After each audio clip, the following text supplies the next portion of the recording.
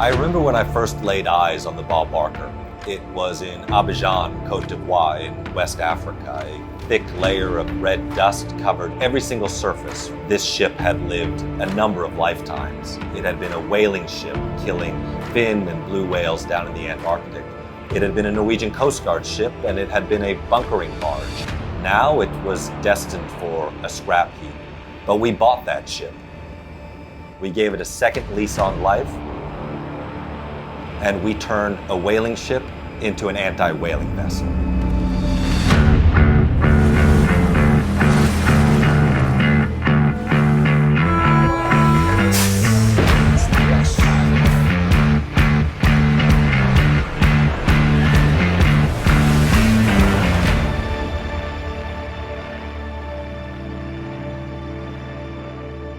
As a former whaling ship, the Bob Barker had a massive karmic debt to repay. And thanks to the generosity of Mr. Bob Barker, the vessel spent over 10 years chasing Japanese whaling ships around the frozen continent of the Antarctic. And I was given the greatest honor of my life when I was asked to take command of the ship. Ever since I was a 14-year-old boy, I wanted to stop whaling. This vessel gave me 500 tons of steel to negotiate with.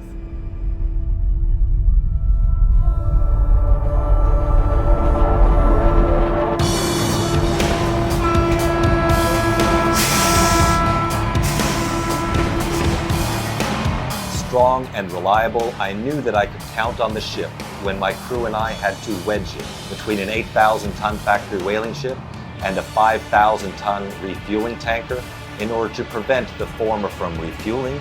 Mayday, mayday, mayday. Steel buckled as this 5-story tall floating slaughterhouse collided with the Bob Barker, but I knew that the ship would hold, and I trusted the ship with my life. With the Bob Barker standing in its way, the Japanese whaling fleet retreated from the Southern Ocean, and we saved 932 whales that year.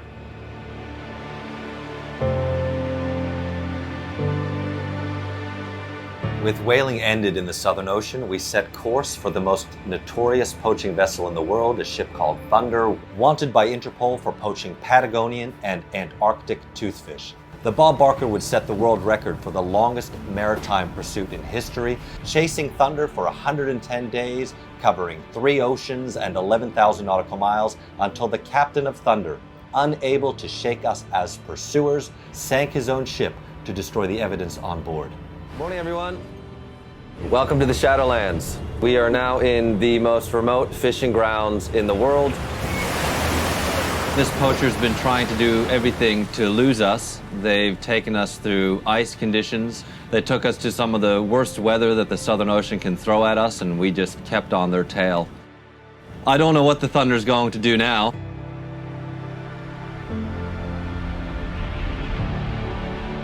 The chase of Thunder from the Antarctic to West Africa took the Bob Barker and Sea Shepherd on a voyage to the next chapter of defending the oceans. Working in partnership with law enforcement agencies from several coastal states, we've assisted countries to arrest dozens of vessels for illegal fishing, each one of those an illegal slaughterhouse shut down. What started in West Africa, followed by 13 years of loyal service, ends in West Africa as we have to retire our beloved Bob Barker, and I feel like I am losing part of my heart. If Sea Shepherd had never acquired this ship, it would have been just another vessel. Instead, Bob Barker achieved a truly noble mission.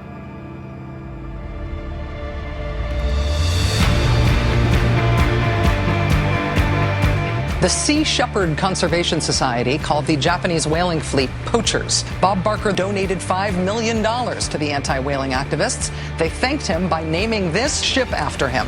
I said, I have $5 million, let's get it on. And that's what we did.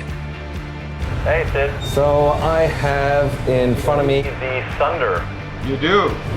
Yep, we've got a visual ID on the vessel.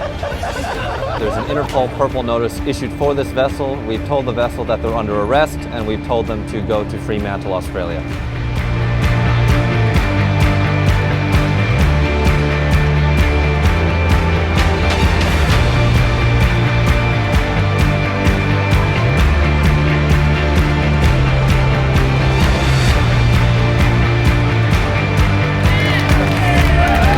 The Sea Shepherd ship, Bob Barker.